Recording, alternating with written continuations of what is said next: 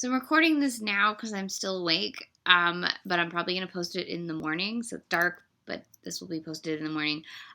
Today was the third night of TCM's Trailblazing Women series, and I watched every single film that they showed, which is why it is now 2 in the morning. I've been watching TCM for 7 hours. There are worse things to do with your life, and it's giving me flashbacks of when I used to live in the back of my parents' house, and all I did was watch TCM. It was great, except that I didn't have a job and I was cold all the time.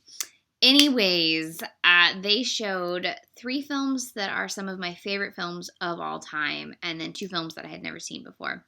The 3 films that I'd seen before were Barbara Loden's Wanda, which I watched earlier this year, and you can go back on the playlist here and find my video for that. It's her only film. It is a brilliant film. You should watch it and find it if you can. If you're in LA, it's going to be playing in 35mm at UCLA in December. It's fucking great. Then they showed Claudia Weill's Girlfriends, which I wrote about for Female Filmmaker Friday. If you go to my website, cinema-fanatic.com, you can read extended thoughts on Girlfriends. Then they showed Martha Coolidge's Valley Girl, one of my all-time favorite films. I got to live tweet it from the TCM handle. Life goal accomplished. And so many people were tweeting and loving Valley Girl, and it made me really happy because it's the best movie. I love Valley Girl. I also wrote about that for Female Filmmaker Friday. So if you want extended thoughts on Valley Girl and Girlfriends, go to my website. If you want extended thoughts on Barbara Loden's Wanda, find it on the playlist. It was a couple months ago. The 2 films that were new to me was Nancy Savoca's True Love. I've seen 2 films by Nancy Savoca. Dogfight, which I also wrote a Female Filmmaker Friday about. Dogfight's amazing. And then earlier last month, I guess I watched 24-Hour Woman. In True Love, she won a Sundance Award for it. And it's about a week or so in the life of 2 Italian Americans living in New York who are about to get married and have a big old wedding, and realizing that perhaps they are not as suited for each other as they thought, or they are and everyone's miserable when they're married. I'm not really sure which was what they were trying to say, but it had an amazing sort of ending shot that, much like Valley Girl, is completely and utterly inspired by The Graduate. It's like where the 2 of them are by each other and they're sort of looking at each other and not sure if they've made the right decision. It's a wonderful way to end a film if you're gonna end your film with 2 people making big decisions. End it like that. A lot of F-bombs, a lot of interesting behavior. That's a cattail. Great performances from everyone in it. It was Ron Eldard, who I remember from ER, and how do you say her name? Annabella Sciorra? No, Sciorra.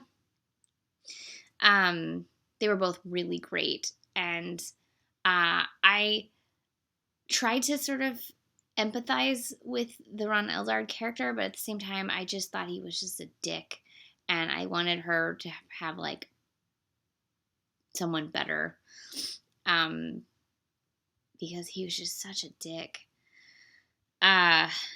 He just needed to grow up, and maybe in being married he'll grow up. I don't know. And then so the next film, that one is, the DVD is like $25 on Amazon, and so that means it's about to be out of print because that's really expensive for a movie from 1989. It's from MGM. And then they showed Allison Anders' Border Radio, which is actually Allison Anders, Dean Lent, and Kurt Voss wrote and directed it, 3 of them while they were at UCLA. It's available from Criterion. I actually have the Criterion DVD, and I didn't get around to watching it, and then I just now watched it on TCM, and it's really great. It's sort of like, it's all shot in black and white, and it's partially like a documentary, kind of, only not really, and then parts of it are like a narrative film, and it stars Allison's sister, Luana, and several musicians from the era in LA, and has a great like mid the early to mid 80s, like, punk soundtrack.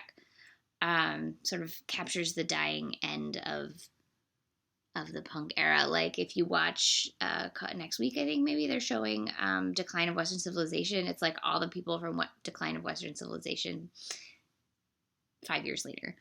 Kind of like Decline 2, where it's no longer punk because it's the metal years. All the punk clubs are gone. I thought this was great. It's a lot of non-actors, interesting set pieces, beautiful, evocative Southern California desert shots, and great pieces of Echo Park, and just a lot of interesting humor. I was a fan. So that was what I watched. That's 5 films. They were all great. This Trailblazing Women thing is so fantastic. I've seen so many great films. I now have to try to sleep because I have to go to work tomorrow. I hope that you can watch these films, or maybe you watched them, but you should be watching them. This is a really great series that TCM's doing, and it's been great to watch things that I love, and it's been great to discover things, and it's been great to see other people watching these films. So this was tonight's TCM Trailblazing Women. A lot of great films. I'm gonna go to sleep now because it is 2:17 in the morning, and I have a job that I have to go to because it's Friday. Have a good night.